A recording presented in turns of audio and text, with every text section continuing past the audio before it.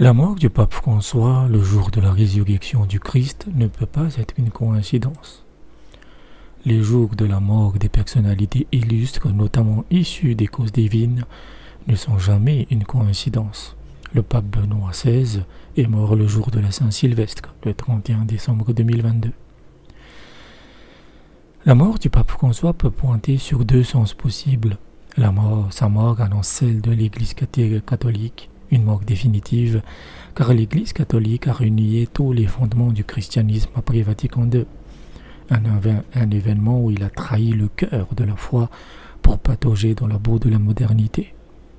Vatican II a permis non seulement aux marchands du temple de rentrer dans l'Église, mais ces marchands deviennent maintenant les papes. Le pape François était surnommé le pape du WEF, le World Economic Forum, où il prêchait la financiarisation de l'économie, des cours de marketing étaient donnés au siège de Saint-Pierre, et toutes les abominations du mondialisme ont été prêchées par ce pape. La vaccination pendant le Covid, l'immigration de masse non contrôlée, et il s'en est valu de peu pour qu'ils adoptent le LGBTisme sans frontières. Le pape François était à l'image de l'Église catholique actuelle, un cadavre en putréfaction qui continue d'empester le monde.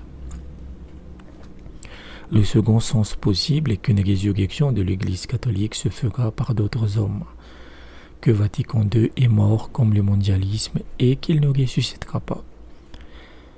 Car les adversaires de cette Église catholique en perdition sont nombreux. Le Monseigneur Vigono, par exemple, réfugié aux États-Unis, excommunié et qui renie totalement Vatican II et qui veut revenir à un catholicisme traditionnel, avec les messes en latin, l'interdiction de l'avortement, le combat contre le LGBTisme, en bref, de vrais chrétiens qui ont des couilles et non des deniers de Judas. Mais est-ce qu'il y a de la place pour le christianisme dans le monde occidental? En termes de croissance au niveau mondial, l'islam est largement devant avec 2% de croissance annuelle, tandis que le christianisme est à 1,5%. Le postmodernisme en Occident, avec un éclatement total des valeurs, rend extrêmement difficile la montée de la spiritualité. Je suis toujours étonné de voir que quand des chrétiens occidentaux, notamment français, se présentent comme des chrétiens, ils le font avec un sourire crispé, comme s'ils en avaient honte, alors qu'on ne verra pas ça chez des musulmans ou des juifs. La même fierté est palpable chez les chrétiens hors Occident, que ce soit en Afrique, en Amérique latine ou en Asie.